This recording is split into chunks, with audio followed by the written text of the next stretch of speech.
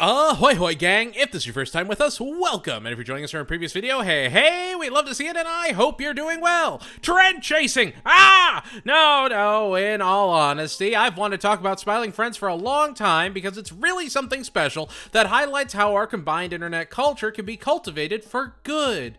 It's gonna make you smile! Also, just really quick disclaimer that this review is probably going to have flashing lights. I'm gonna try and cut it out as best I can, but it's a very fast-paced show. Created by Zach Hadel, acclaimed internet personality and animator, alongside a true and proper legend from Down Under, Koala Man and YOLO creator Michael Cusack, Smiling Friends harnesses such a brilliant collective creativeness that so few shows can ever properly achieve. I am absolutely a biased reviewer, but I'm about to tell you why this series is just one of the best, just like every other critic on YouTube. I've honestly not seen anyone say that they dislike Smiling Friends. It's actually wild, but I know it's beloved, and I love it. I'm not a hipster, I can like things. So like always, I have to ask those three age-old questions. What worked? What failed? What single shrimp plights will be curtailed? There's not much more to be done. Here's season 1. I know I've done it before, rhyming is hard.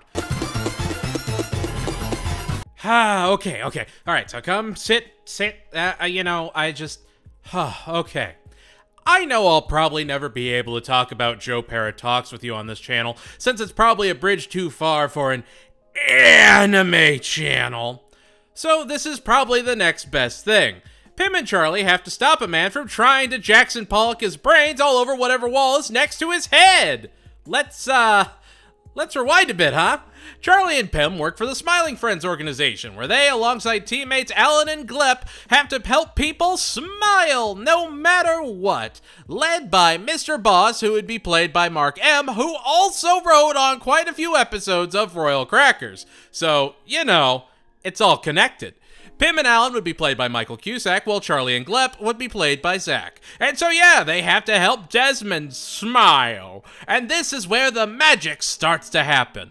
Again, the series doesn't try to add this deep overarching narrative that you need to pay attention to every little detail of to sort of piece together on your own. They leave that to Hell of a Boss, which, fun fact, Zach Hadel and Michael Cusack both guest starred on that show. And so, what Smiling Friends does is actually acknowledge the meta-comedy at work. It acknowledges exactly what it's doing for its audience without fully drawing attention to it. It's interesting. Desmond, for example, would be played by Mike's Tuklasa, part of your favorite YouTuber's favorite YouTube group, Red Letter Media. If you don't know who Mike's Tuklasa is, or say Mr. Plinkett, you still get a brilliant performance from somebody trying to be as dumb as possible in the best possible way. But if you do know who this person is, if you do know their work, it is that extra level of care, that extra level of charm. This show is made with such a specially crafted love that it sort of makes my heart melt a little bit. You can tell it's just two guys going, you know what, it would be so cool to get Nostalgia Critic in an episode or something. And then they do it. And you're just like, you know what, there is no way that this show could ever be workshopped. This could not be put together by executives, because this is a show made by people that genuinely care about internet culture and animation. And so, Pim and Charlie have to show this incredibly grotesquely portrayed sad boy that life is worth living. The B story? Alan is determined to find out who took his cheese. Complex ideas on both rails here, gang. Alan goes into the wall to find his cheese thief and runs into just, some guy on a computer. That just guy would be played by Finn Wolfhard, aka, yes, that guy in that new Ghostbusters movie, or, Stranger Things, one of the biggest child actors of the modern age, NBD. Oh, and his brother Nick would also guest star in the episode as one of Pim's family members when they take Desmond to see the importance of family, where we get Pim's sister and her boyfriend Alpha, played by Tom Fulp. Name not sound familiar? You ever hear of a little website called Newgrounds? He made it. That's kind of the underlying theme of the show. This love and appreciation not only for all kinds of creative animation, but also of internet culture and the communities cultivated through it. These are all people that wear the idea of being an independent creator like a badge of honor that used websites like Newgrounds to learn their craft. It's just a celebration of cool stuff, of funny jokes, hyper movement, and just experimenting to see what works and say, why not try this? The series is almost allergic to uniformity, which makes it an absolute boon in the world of Mulligan and Hoops. Mulligan got a second season. How? They take Desmond to a theme park, then, when they've given up, Alan is being attacked by a bunch of tiny monsters, and Desmond takes them out and finds his new lease on life. I've racked my brain about how to approach this series because, yeah, the stories are super basic because that's not the point. The point is the creative animation, the brilliantly realistic writing and dialogue, and these just outstanding vocal performances, usually from Zach or Michael, that really shows their extensive range. I mean, I'm pretty sure they used rotoscoping in the first episode. Rotoscoping! And they would do that frequently throughout the show. It's not only in this one thing. There's Daveland. There is so much to love even right out the gate. Desmond's Day Out is a perfect first episode and a flawless experience overall.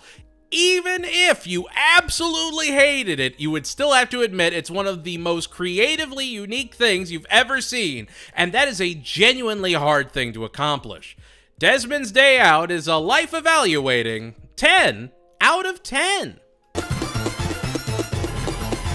A perfect example of both experimental animation and internet culture combining to create something utterly magical. We get a live-action introduction to screen legend Mr. Frog, who's been canceled for shoving a whole TMZ reporter into his frantic maw. Charlie thinks he's been unjustly canceled, and they work to make Mr. Frog smile by getting his career back. I think the series works so well because of Charlie and Pym's dynamic. Charlie is very much the straight man. He's not as on board with the wild elements in play and is just kind of floating through life, whereas Pym is 1000% ready to make anyone and everyone smile and embracing the magic of the world, even if he's struggling with his own darkness and loneliness.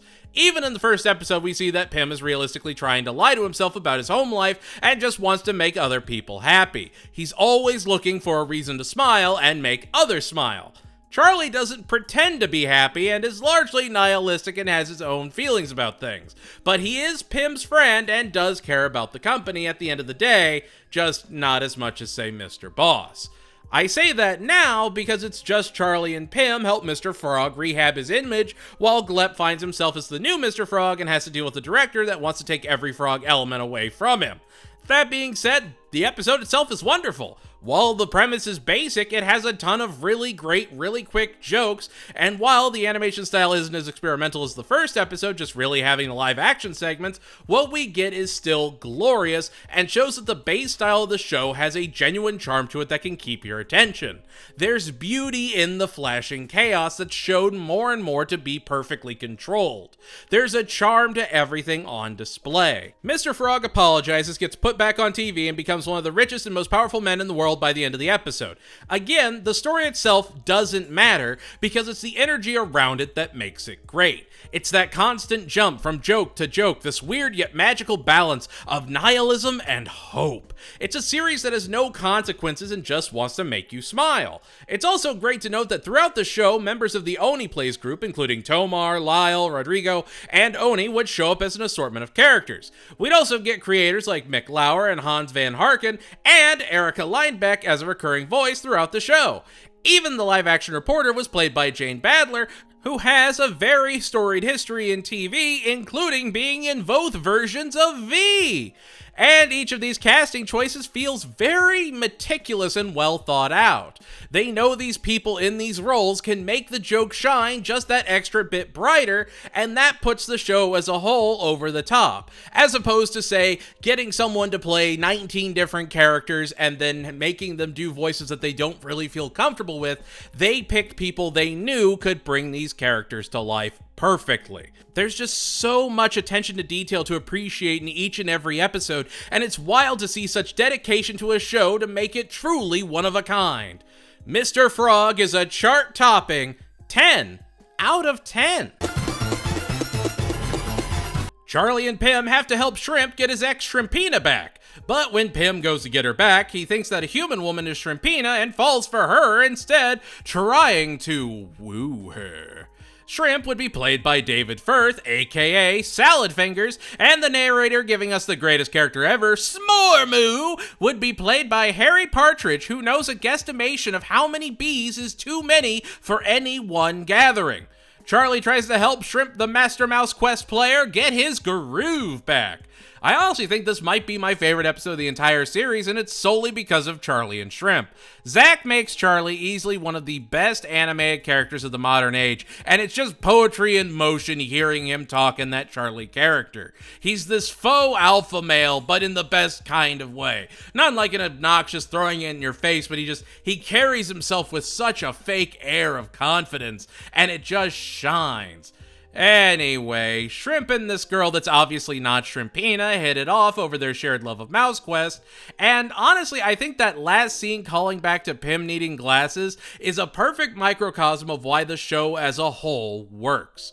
They want you to forget about these things as you get swept up into the flow of the narrative of the episode, so the callback will have that bigger payoff. Because while you forget those key details, they don't. It sounds simple, but there's so many shows that get riddled with plot holes trying to be clever by making you think that they forgot about things, and then they actually did forget about something. Smiling Friends is controlled chaos. It's the Space Mountain of animated series. You're on rails, you're locked in, you know you'll be safe at the end, but other than that, everything is total darkness and you don't know what's coming! It works. It works for this show. Pym doesn't ask any follow-up questions and just sort of assumes everything, and then is just completely and totally wrong. And that's amazing! That's how you do solid, just subversive comedy. Remember, you don't just laugh because something is funny. We laugh for a whole myriad of reasons, and Smiling Friends experiments with that spectrum masterfully. Maybe you laugh because something's uncomfortable. Maybe you laugh because it just, it makes you almost ill in the best kind of way. They play with that and find what elicits the best emotion. Shrimp's Odyssey is a well-tanned 10 out of 10. The episode opens with a live-action VHS grain intro from Jim Nolbeck, and we lead into the Smiling Friends Halloween party, where Charlie's girlfriend would be played by Monica Franco of Hell of a Boss and OG Has-Been Vaggie fame, among a lot of other really cool projects. Clyde Moraine and David Dorr, a writer on Royal Crackers, would also guest star. It's all connected, don't worry about it. Charlie doesn't want to get canceled for wearing a problematic costume, so he doesn't wear a costume. Pym decides to go to the woods to get some firewood to save the Smiling Friends Halloween party with the annual bonfire. But Mr. Boss warns Pym to not go past the rickety bridge, otherwise he'll get totally lost. And then he goes past the bridge because of course he does. He saw a very tantalizing stick. I think you can sort of group episodes into one of two categories, either a celebration of great storytelling or of really cool animation ideas. This is probably the least funny episode of the entire season, and yet it's not bad in the slightest. It's a beautifully animated nightmare. Pym runs through the dark forest and is haunted by all kinds of ghosts and ghouls until a terrifying stop-motion demon starts chasing him down, and he eventually runs back to Smiling Friends HQ, where the demon is accused of blackface before being brutally torn asunder and lit aflame. Most of the jokes are after the demon's body is lit on fire, and it never tries to undercut the terror of the episode that happened before it with a joke until that very end point. It's just such a surreal display that makes for a genuinely wonderful Halloween celebration. That's how you make a Halloween episode that still feels like Smiling Friends while celebrating that time of the year. A silly Halloween special is a must-watch for any Halloween marathon, and while it's a descent into darkness in the middle, the beginning and end have such well-crafted jokes that it makes that long bit of terror actually part of the punchline, which is such a technical thing to nail. If it was off by even a second by one delivery, it would have completely flopped. Like I said in the Royal Crackers review, it is a souffle kind of joke. I don't know, I really appreciate the use of suspense and comedy together. It's an underutilized and difficult to master combination that makes the show better than the sum of its parts. A silly Halloween special is a well-bundled 9 out of 10.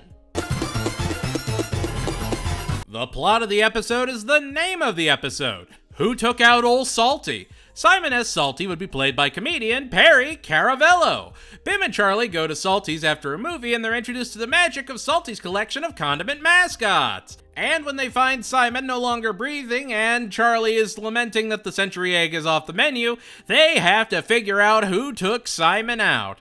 Now, which of the condiments did it? All of them. Literally all of them. They all tried to take him out. Turns out he'd already suffered a heart attack before any of them tried to do anything, but still. Again, it's either a ton of really creative animation or great jokes, and this is definitely more in line with a proper joke episode. It does have its moments where it lingers a little bit, and it might arguably be the weakest episode of the season, but it still does have a lot of charm. It's a great episode for Charlie and Pim to shine as a team. We'll get more episodes like it, but this one they're very much on each other's side.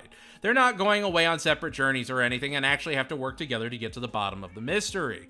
It's just great writing and brilliant performances that carry an episode with that all too familiar, almost manic energy that does kind of feel misplaced here. That being said, of course I would have loved to have seen a world where Chris Chan played the puddle in this episode, but alas, I know it was never going to be. And the episode has a genuine charm regardless. Who Violently Murdered Simon S. Salty is one salty yet sweet 7 out of 10. I mean, how much more obvious can you get about celebrating animation, though? Pim and Charlie are called to the Enchanted Forest to help a princess in trouble who can't smile. While wandering the forest, Charlie hates Mystic Quests and tries to just speedrun his way past all the annoying fetch quests presented to him. Which I gotta say, that is just another attention to detail. They're either reading off video game prompts to collect boar hides, or there's an alien sticking out in a fantasy world, almost like Fallout. And it's just, there's a charm that, again, you wouldn't get from like a workshopped animated comedy. This is made by people that genuinely love what they're putting into it. Pim loves their adventure. He's always wanted to go on a magical quest. And when a witch steals Charlie's hat, he's determined to get it back. They get fairy dusted and end up in the witch's brew, where they're saved by Mip, who is very obviously inspired by Ralph Bakshi's art in the Hobbit movie he had created, and looks basically just like Bilbo Baggins. Not a bad thing at all. It's really just a celebration of an art style from a movie that came out well before either creator was alive, just going to show the impact it's had on generations after it. Mip then proceeds to get Charlie into the magical side of adventuring, and Pim starts getting jealous of Charlie's success. Charlie becomes a hero of legend and the gang quest to the castle. Charlie brings peace between the aliens and the spiders, and Pim gets all Gollum-y and fights with Charlie, making Mip run away until he confesses he wants Charlie to deliver his package. Pim tries to steal the package and inadvertently makes Mip get impaled and take his last breath. They deliver his gift to the princess, who reveals Mip is actually her stalker, and turns out that his package was a ticking one. And presto changeo, they made the princess smile! Yay! If the episode didn't end where it did and dragged for even a second longer, I think the simmering joke would have boiled over and completely and utterly failed. But because they had such a precise conclusion and didn't let anything linger, that last joke carries the entire episode to a whole other level of quality. And there's an end credits scene. They could have just let it play out with the end credits scene before the end credits, and then I think it would have been too much. But because they put the end credits where they did, it actually makes that joke much more curt, much more precise, and it works on a deeper level. I know it sounds really dumb, but you're just gonna have to trust me on this one. That last joke lifts the entire level of quality of the episode up. While it does drag just a bit in the middle, the episode as a whole is another great celebration of animation paired with another solid Charlie and Pim adventure. Enchanted Forest is a fetch quest giving 8 out of 10. Mr. Boss has his job and his work at Smiling Friends threatened by the encroaching menace of the Frowning Friends, who are determined to make everyone miserable just like them. Oh, and the Renaissance Men are coming to town. Don't worry about it, though. There's not really any more information, just that, they're coming soon. They try and help the people the Frowning Friends depressed, including 3D Squelton, and they start to lose hope themselves, even as they find out about a very dangerous, very real helium shortage. Mr. Boss begins to snap and decides to put the fear in the Frowning Friends to get his company back. The Frowning Friends put on a large gathering and try to get everyone to embrace being miserable and show their racist intentions, and then they realize life is worth living when their lives are threatened by Mr. Boss, and the episode ends with the Renaissance Men coming to town. like they said they were going to soon. Frowning Friends is a lot, but it's another perfect example of it being a joke in character spotlight. This time it actually gives us more of Mr. Boss, and while he's got just an absolutely unsettling design, I have to say Mark M plays him perfectly. He is brought to life in the best kind of odd and just enough right ways. It genuinely feels odd to not have too much to say about this episode, since there's nothing really wrong with it at all, but it's probably the best, perfect, steady pulse episode of the entire season. It's your comprehension test before the final episode.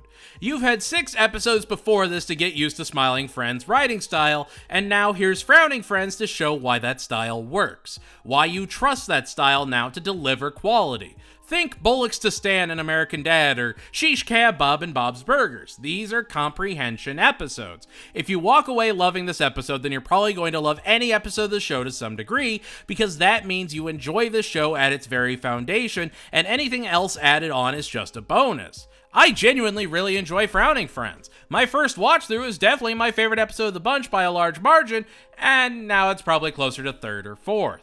The more you watch it, the less impact it has, but it's still not bad by any means. Frowning Friends is a dour yet delightful 8 out of 10. And here we are, the season finale. And it's a Christmas episode! Yay! Charlie has no Christmas spirit, and Mr. Boss wants him to go and get him a Christmas tree for the office. Pim tells Charlie his negativity impacts the whole office, and they argue before Charlie starts a chopping and gets crushed by a good old-fashioned pine Christmas tree. Charlie then finds himself in hell. Yeah. We get another shot of Mike Suklasa, and that's amazing because we all like Mike. And yeah, we see Charlie stuck in hell with the menace that is Jeremy. Charlie decides to help Satan smile so he can go back to Earth after, fulfilling his part of the deal. While traveling the frozen tundra, he runs into his grandma and eventually gets his way to stop-motion Satan and his Uber Eats ordering, dopamine-chasing, depressy spaghetti self. He gets Satan to smile after being tortured, and when he refuses to send him back, God intervenes to save Charlie. God being played by the late legend, Gilbert Gottfried. And there's just so much to love in this episode that's a marriage of brilliant animation style decisions and creative writing.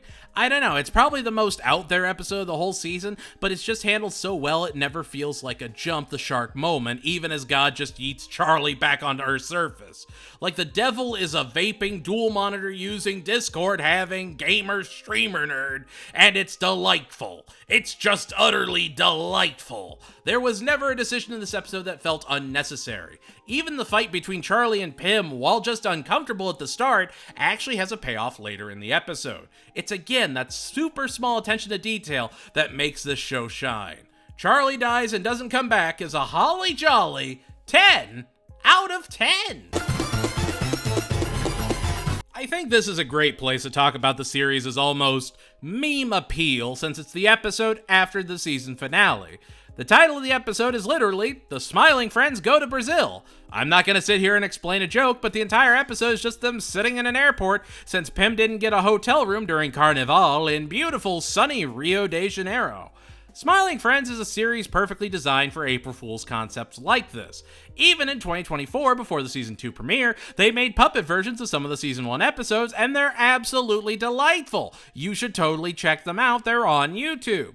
The show is a microcosm of new age comedy, crafted by a generation of creators that grew up, much like myself, on internet comedy as it actively evolved, and they have been a part of each digital revolution in some shape, way, or form. If another show were to try and make an episode like this, it'd be called lazy or uninventive, but you can tell that this is carefully crafted monotony on display. The Smiling Friends Go to Brazil, oddly enough, cements the show as a masterpiece of creative storytelling by telling one very, very intentionally boring story. I don't know. It's good enough for me even if there's nothing there. It doesn't need to be a joke a minute to have a charm to it. Sometimes it can just be a bunch of characters ordering and then proceeding to eat fries. The Smiling Friends Go to Brazil is a return flight booking 7 out of 10. And there we have it. That was season 1. Anything you think I was right on? Wrong on? What was your favorite episode? Least favorite? Let me know in the comments below. And if you liked what you saw, make sure to like, comment, share, and subscribe.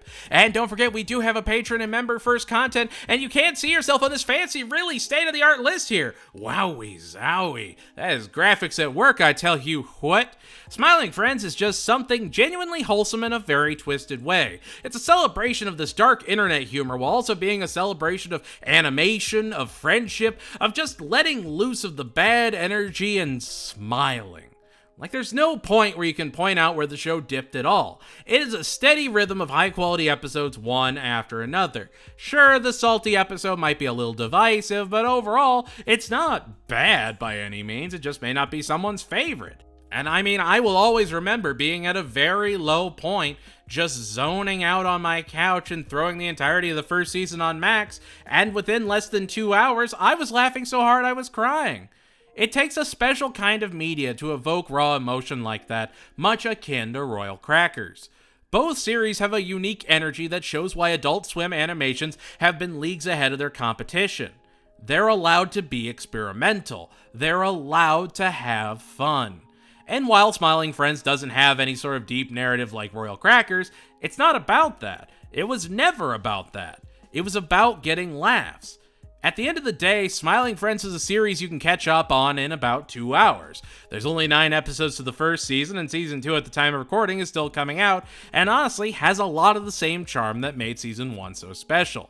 It's a very quick series to blow through, and there's just a ton to love. Smiling Friends is something that we need to provide a catharsis, to provide a smile in a world of shadows. I don't know, Smiling Friends shows that there will always be creativity as long as we keep marching forward. Smiling Friends is a testament to human ingenuity, and I am so glad a show like it exists. Much, again, akin to Royal Crackers. Anyway, that's going to do it for us here at the Lecture Hall. Thank you so much for watching, and like always, stay strong, keep fighting. I know you can do this. Stay you, and know that I'll always believe in you. Goodbye, everybody, and I'll see you next time.